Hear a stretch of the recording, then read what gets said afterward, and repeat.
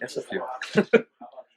What did you take away from the Alabama time, especially the interaction with Saban? And I worked with Saban directly in the secondary, so it was obviously very beneficial for me to just be able to be under one of the best coaches of all time from a management standpoint and from a football standpoint. So the way he is as a leader has been a good reflection on me for my career. People talk about his attention to detail.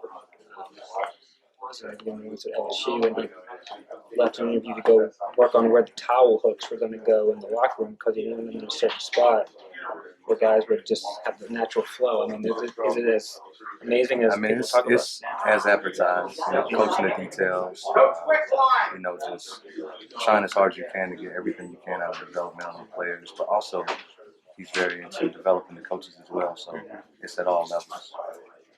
What do you had time to learn about the group you're inheriting here?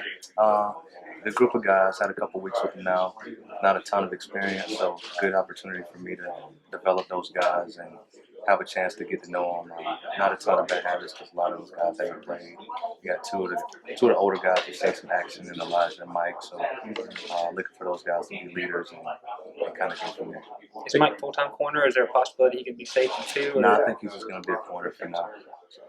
Did they keep it secret from you that you had no corners with starting experience, basically, other than a couple snaps for Elijah? I didn't know a ton about the personnel.